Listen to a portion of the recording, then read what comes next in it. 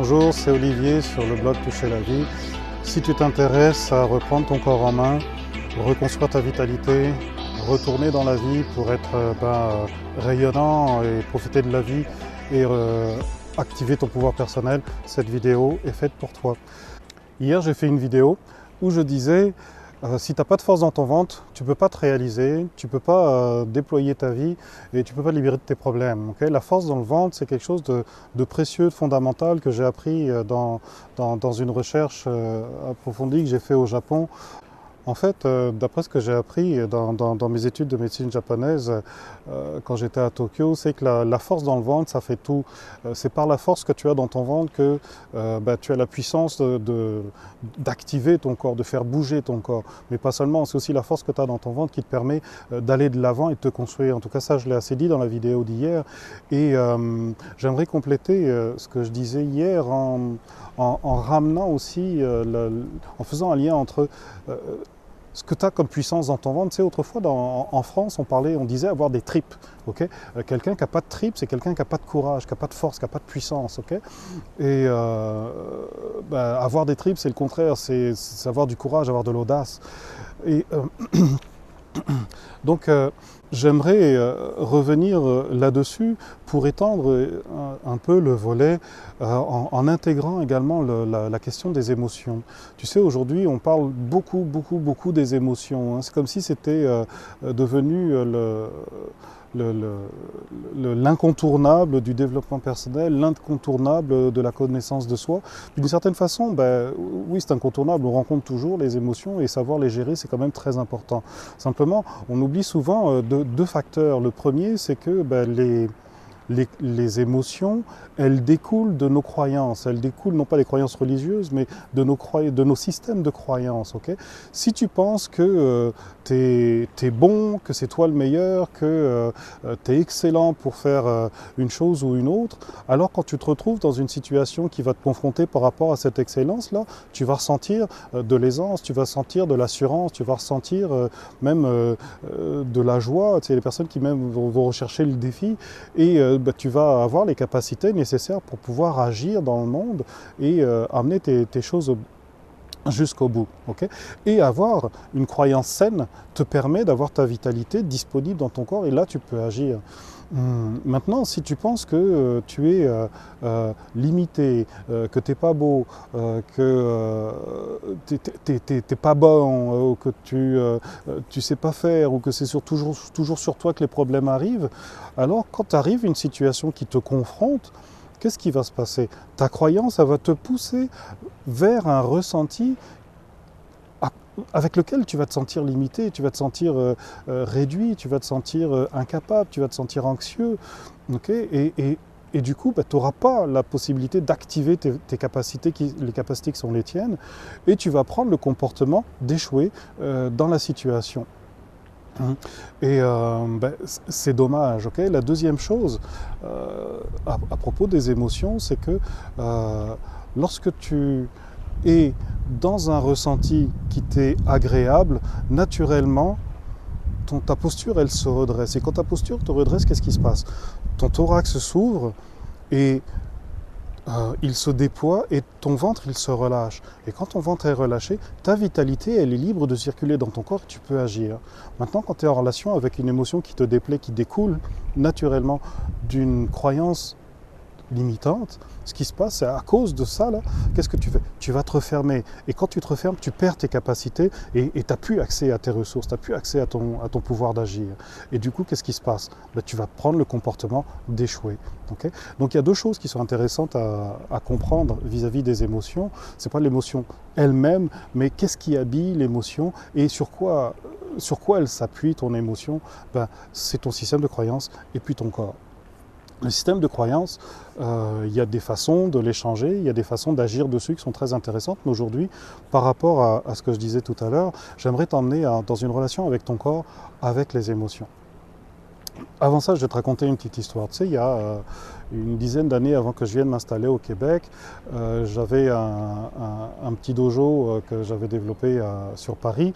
Et un jour, j'ai reçu un appel téléphonique très agressif, d'une personne en tout cas très agressive, qui me dit: Monsieur Nesmond, vous êtes un voleur, vous devez absolument nous envoyer un chèque pour nous payer, sinon on vous fait un procès. Et la manière dont j'ai été abordé par la personne qui m'a appelé m'a complètement désarçonné. À l'époque, je n'avais pas creusé la question des émotions, je ne m'étais pas vraiment penché dessus, je n'étais pas allé voir qu'est-ce qu'il y a derrière, et je me suis fait désarçonner. Il s'agissait en fait comment ça s'appelle, une société de recouvrement qui se tournait vers moi parce que quand j'étais à Tahiti, je m'étais porté garant pour un ami qui voulait acheter un ordinateur et qui a emprunté de l'argent à la banque, mais il n'a pas payé le crédit. Et donc quelques années plus tard, la société de recouvrement m'a retrouvé en France et m'a menacé de procès et tout ça si je ne payais pas tout de suite. Donc voilà le contexte, mais la manière dont ça m'a été emmené, moi, j'ai été pris de court, et comme j'ai été pris de court, j'ai cru ce que la personne me disait, j'ai cru que j'étais une mauvaise personne et que j'avais fait quelque chose de mal. Et du coup, je suis tombé dans une émotion où j'ai complètement perdu mes moyens et j'ai pas su quoi répondre. Bon, l'histoire est passée, le problème est réglé aujourd'hui, c'est une histoire ancienne, c'est pas si grave, mais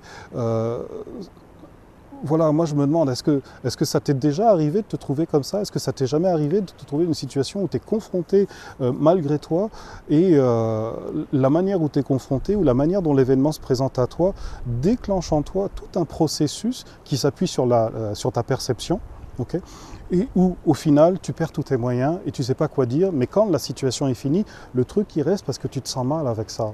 Okay, ça rumine dans ton esprit et tu ne peux pas revenir en arrière pour solutionner la chose et tu ne peux pas non plus aller de l'avant parce que tu as l'impression que tu as échoué sur quelque chose qui était important pour toi. Je ne sais pas si ça t'est déjà arrivé ça. En tout cas, si ça t'est déjà arrivé, c'est quelque chose que tu connais et ça peut se reproduire à n'importe quel moment. Donc je voudrais te donner un petit outil dont tu peux te servir, qui est très simple, c'est quelque chose qui va passer par son corps, qui est une continuation de ce que j'avais donné hier comme ébauche dans la vidéo d'hier. Comment tu vas faire? Qu'est-ce que tu vas faire? Je vais t'inviter, je vais le faire avec toi.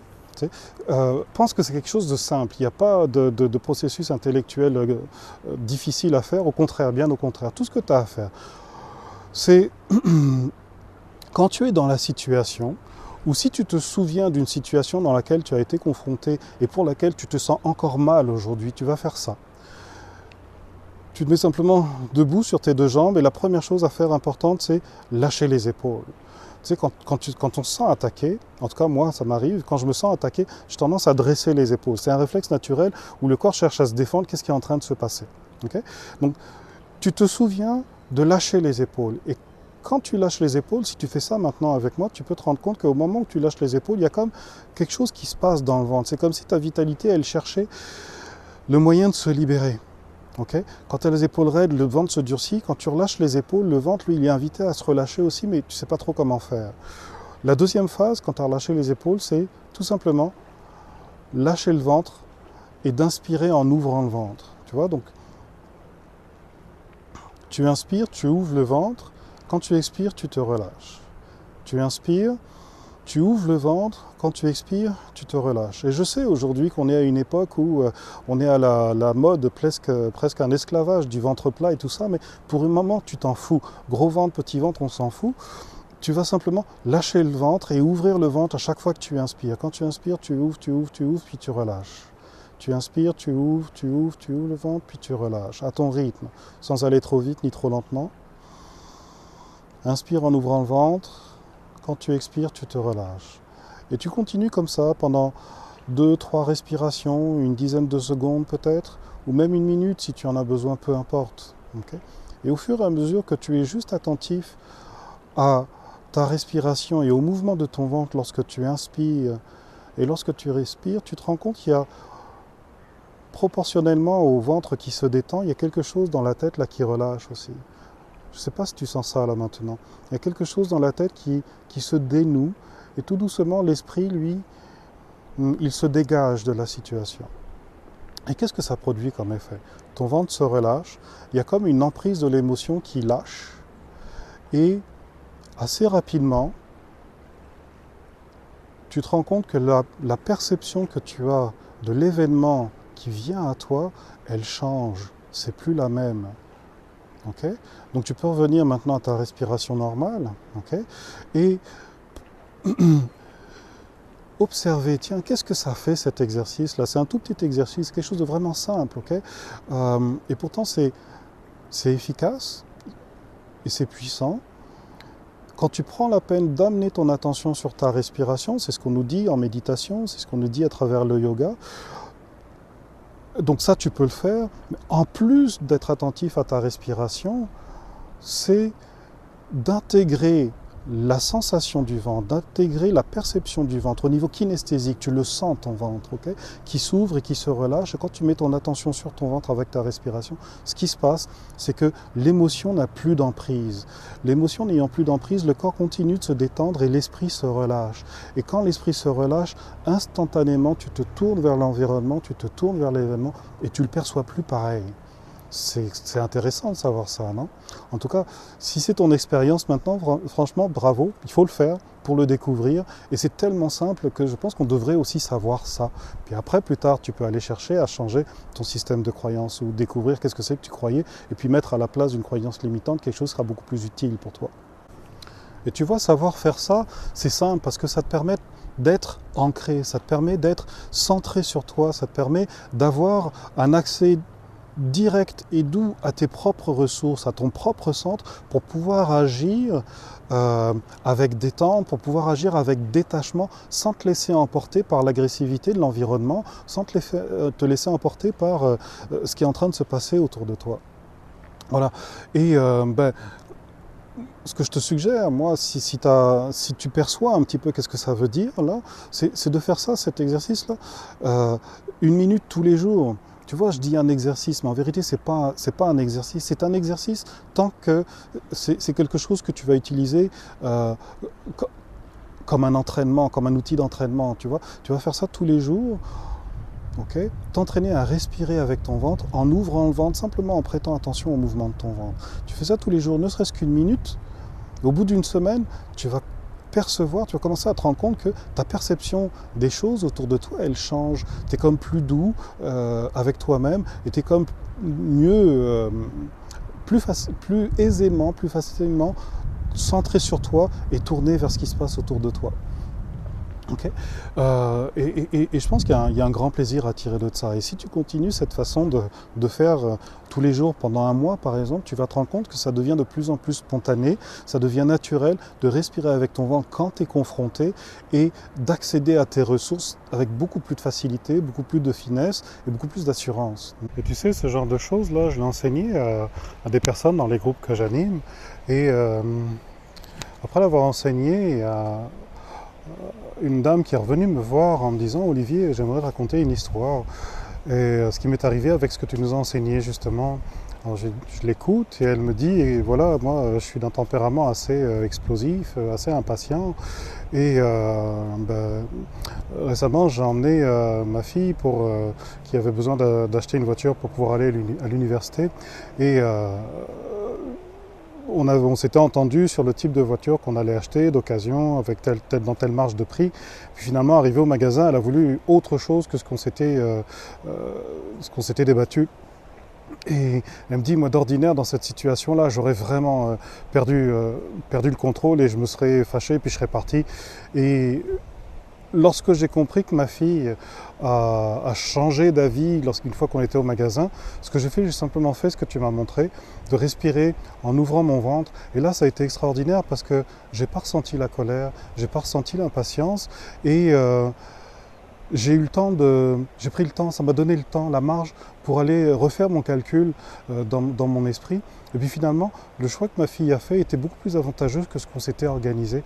Et je suis content d'avoir vécu ça parce que ça m'a permis de trouver d'autres solutions plutôt que de me laisser enfermer dans une attitude à laquelle je suis habitué d'ordinaire. Donc voilà, c'est l'avantage, c'est un des avantages en tout cas de cet exercice que je te donne. Et je t'invite vraiment à le pratiquer pour découvrir qu'est-ce que ça peut t'apporter à toi de savoir être centré dans ton ventre et de respirer en permettant à ce ventre d'avoir un espace à l'intérieur. C'est ça qui compte, c'est l'espace à l'intérieur, l'espace que ça ouvre, qui te donne la marge de créativité ou la marge de confort dont tu as besoin pour réagir différemment que comme tu ferais d'habitude.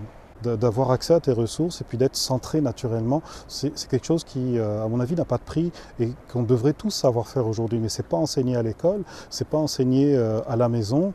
Et des fois, il faut rencontrer des gens un petit peu originaux qui ont vécu des choses particulières et qui ont observé ce mécanisme pour découvrir ça. Sinon, personne ne va jamais te l'apprendre. Donc là, je voulais partager ça avec toi et te dire que c'est ce que j'enseigne quand j'anime des ateliers, c'est ce que j'enseigne avec plein d'autres choses dans mes vidéos, dans les ateliers où tu peux venir me rejoindre. J'en fais un notamment le 3 juin à Nicolet.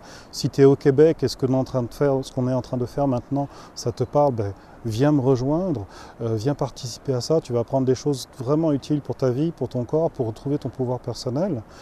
Et si tu ne peux pas venir au Québec, mais que ce que je partage, ça t'intéresse, moi je te propose de t'inscrire sur ma liste de diffusion personnelle. C'est une liste confidentielle où tu laisses simplement ton email et à chaque fois que je fais une nouvelle vidéo comme ça où j'enseigne quelque chose de nouveau, je te le fais savoir, comme ça tu peux en profiter aussi.